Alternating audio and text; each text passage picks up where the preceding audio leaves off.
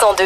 C'est quoi? Tu fais partie maintenant de la catégorie des artistes qui sont le plus... Ah, recommence ça. On recommence. Vas-y, man, je t'écoute. Ça va bien? Je suis là.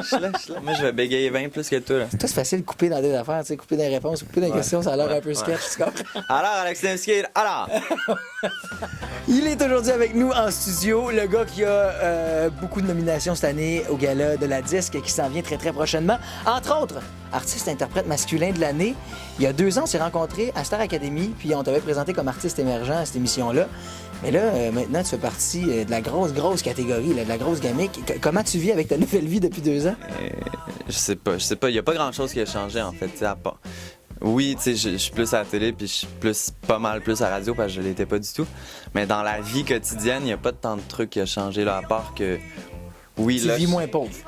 Ouais, je vis un peu moins pauvre aussi. Ouais, puis je me fais pas tant reconnaître, whatever. Mais tu sais, c'est surtout d'avoir cette reconnaissance-là des pairs qui est débile. Tu sais, juste à être dans la même catégorie qu'Éric Lapointe, moi, je trouve ça drôle, tu sais. Est-ce que tu sens qu'au niveau de la création de tes chansons, depuis justement que tu as tout cet vent de popularité-là à ton égard, genre, ça te met une pression au niveau de la création? Ouais, un peu. Mais j'essaie de pas la prendre, en fait. J'essaie de m'inspirer le plus possible de trucs, d'élargir mes horizons musicaux, puis c'est une belle façon de se faire connaître, puis de remplir les salles que de jouer à la radio, mais j'ai pas envie de composer pour jouer à la radio. T'sais, j'ai pas envie de faire une chanson puis de me mettre à la pensée pour la radio parce que je trouve que c'est le mauvais chemin en fait de création. Puis tout cet album-là, il a pas été pensé pour jouer en radio. C'est juste ça donne qui rentre bien en radio puis que les gens ont envie de l'entendre. Fait c'est ça un peu le combat, d'essayer d'être intègre en fait.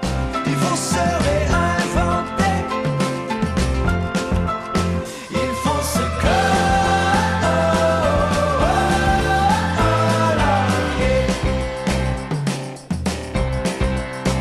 Aujourd'hui, la raison de créer, elle ressemble à quoi? T'sais, de quoi tu t'inspires présentement dans ta vie actuellement? Là, rien, man. C'est ça. C'est mort? Rien. Ouais, on est au syndrome de la page blanche? Ouais, hier, j'ai pris le train Montréal-Québec, puis j'avais mon cahier d'écriture, puis je l'ai pas ouvert une fois. Tu sais, je fais un autre verre de vin, un Bloody Caesar.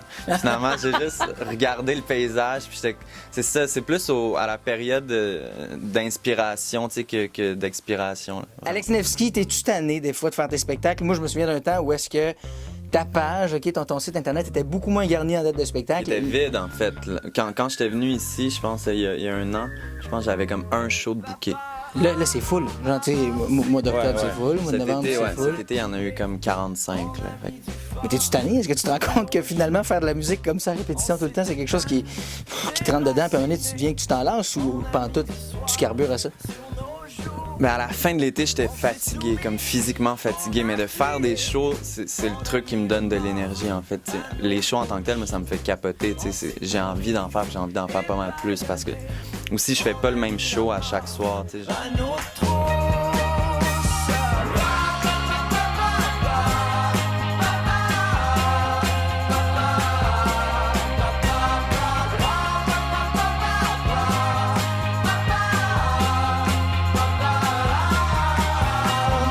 Faut le dire, il y a des gens qui le savent pas nécessairement, sauf que toi, t'as commencé vraiment sur le tard à faire de la musique, puis à triper là-dessus, puis à dire, crime, je pourrais peut-être voir ça comme une espèce d'avenir pour moi, la musique. Et comment t'as fait pour le développer aussi vite? C'est-tu parce que t'as une facilité ou tu penses que tu l'as toujours eu en toi? Je sais pas. Ben, c'est l'acharnement, en fait. J'ai commencé à jouer de la guitare, puis du piano, vraiment de façon n'importe quoi, tu sais. Puis 3 mois après, je commençais à l'École nationale de la chanson. Puis là, je restais jusqu'à 2 heures du matin tous les soirs, tu sais, pour jouer du piano. Puis pendant 1 an, j'étais là tout le temps, tu sais. Je m'achetais une bouteille de vin ou des fois même juste du café pour comme passer la nuit puis juste jouer. Puis toutes les autres étaient chez eux à écouter la télé peut-être ou whatever, tu sais. J'avais 19 ans de rattrapage à faire, là, tu sais, comme fait qu'il fallait que je m'y mette. Puis en même temps, je capotais là-dessus. Le piano, c'est le truc qui me fascine le plus. Fait que je pense que oui, c'est un rendez-vous qui avait à être fait depuis longtemps, mais qui était manqué parce qu'il n'y a jamais eu d'instrument chez nous. Je pense que j'avais joué du xylophone en 2e année, comme à l'école.